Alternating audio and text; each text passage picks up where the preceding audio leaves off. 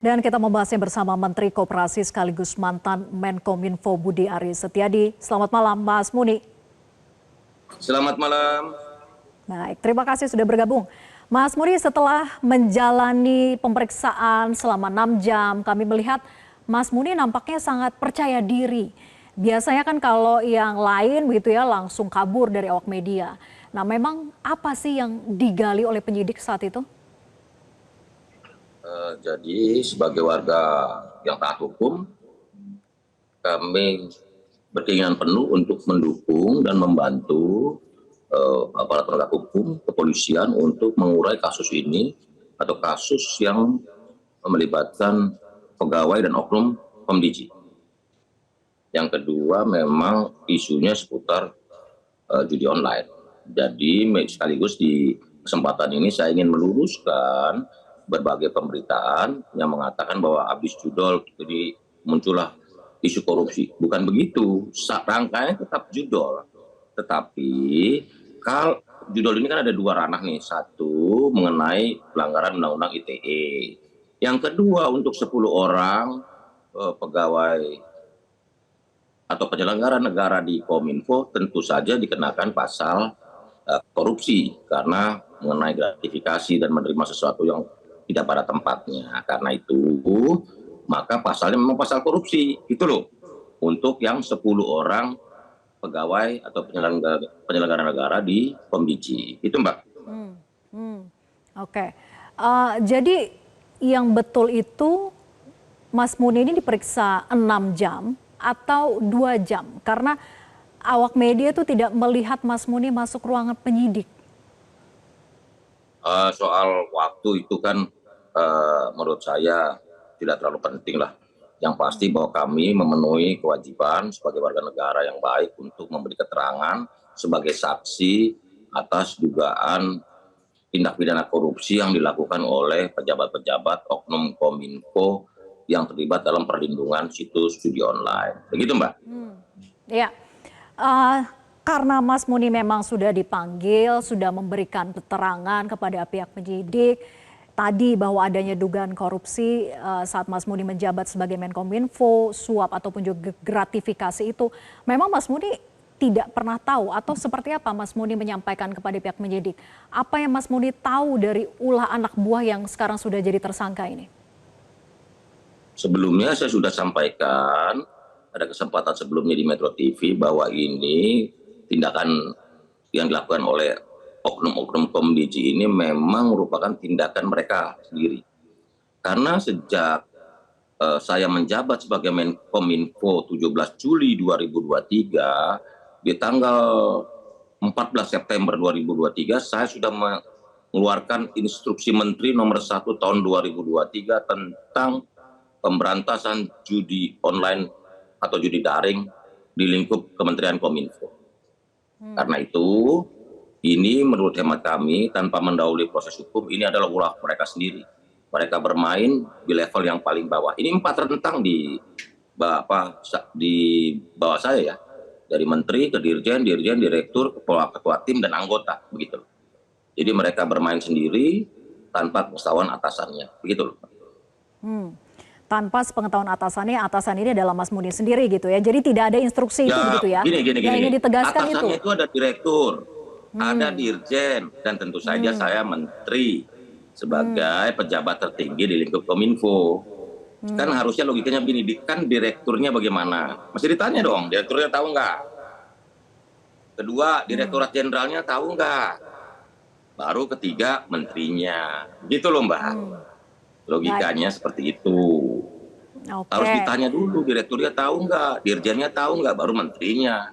Berjenjang kan, seperti kerja sebuah organisasi kan begitu. Sekaligus saya ingin juga menjawab apa yang sering ditanyakan. Itu rekrutmen, soal rekrutmen sudah saya jelaskan bahwa tidak ada hal-hal yang spesifik mengenai perekrutan tersangka di Kominfo, dan jabatannya juga bukan jabatan yang luar biasa sebenarnya, yang membantu. Ini kan seolah-olah ada framing, ada hal-hal yang misleading disampaikan ke masyarakat, seolah-olah jabatan yang diberikan kepada AK dan eh, apa oknum-oknum komdiji yang lain ini sangat penting. Enggak, mereka kepala tim dan tim yang membantu, bukan jabatan penting. Salah juga itu. Profesor Mahfud MD bilang ini dikasih jabatan penting. Enggak jabatan penting sebenarnya.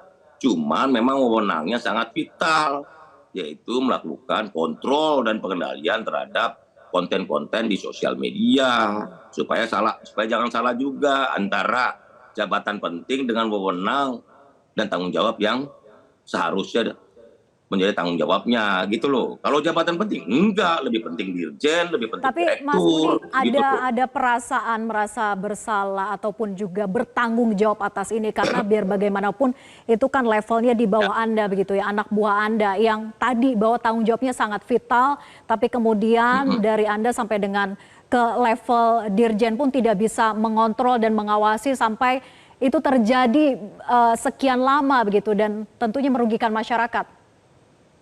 Begini, dalam kesimpulan kami ini adalah penyusupan dan pengkhianatan yang dilakukan oleh mereka. Karena itu saya mendukung aparat penegak hukum untuk memproses mereka sebaik-baiknya, seadil-adilnya. Ini penyusupan, pengkhianatan. Makanya ketika saya ditanya, ini apa nih yang dilakukan oleh anak-anak ini? Pengkhianatan. Karena mereka tidak menjalankan instruksi dan aturan yang berlaku. Mereka tergoda oleh rayuan dan bujukan dari oknum-oknum dan kaki tangan judi online. Gitu aja Mbak, kesimpulannya. Oke. Kita Dan kan nggak kemarin bisa Mas Muni menafikan bahwa menyampaikan pesan untuk tanggung jawab itu dilakukan berjenjang dalam pengertian tahu. Misalnya begini, sekjen partai ditangkap, ketua umumnya bertanggung jawab nggak? Padahal dia yang merekomendasikan loh. Ketika udah kasus ini seperti ini, harusnya yang bertanggung jawab adalah pihak yang bersangkutan. Nah, ketika ditanya, ada nggak relasinya dengan direktur, dengan dirjen, dengan menteri? Secara regulasi, secara aturan, kementerian sudah melakukan dan mengeluarkan regulasi yang sangat tegas soal pemberantasan judi online. Nah, manakala tidak ditaati oleh yang di bawah, itu tanggung jawab yang bersangkutan secara pribadi. Gitu loh. Dan karena itu kami mendukung pengungkapan kasus ini setuntas-tuntasnya. Begitu loh. Baik, kemarin Mas Muni juga menyampaikan pesan berhenti memfitnah dan memframing, nanti akan kebakar sendiri. Nah, pesan ini sebetulnya untuk siapa sih, Mas Muni? Begini, ini kan ada nuansa yang kurang sehat dari kasus ini. Bahwa yang kita ingin cari adalah tujuan substansi dari isu ini atau masalah ini adalah bagaimana kita sangat serius dan konsisten untuk memberantas judi online. Oke, satu. Yang kedua, pemberantasan judi online ini memerlukan konsistensi dan keteguhan hati.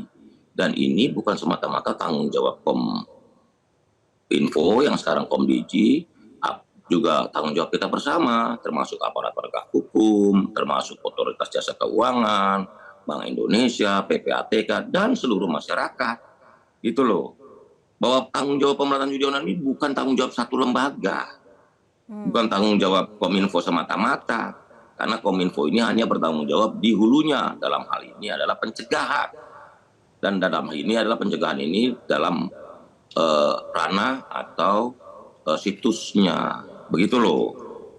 Nah, tanggung jawab yang lain juga menjadi kewenangan kementerian lembaga yang lain, termasuk dalam hal ini Bank Indonesia, OJK, PPATK, Bank Indonesia.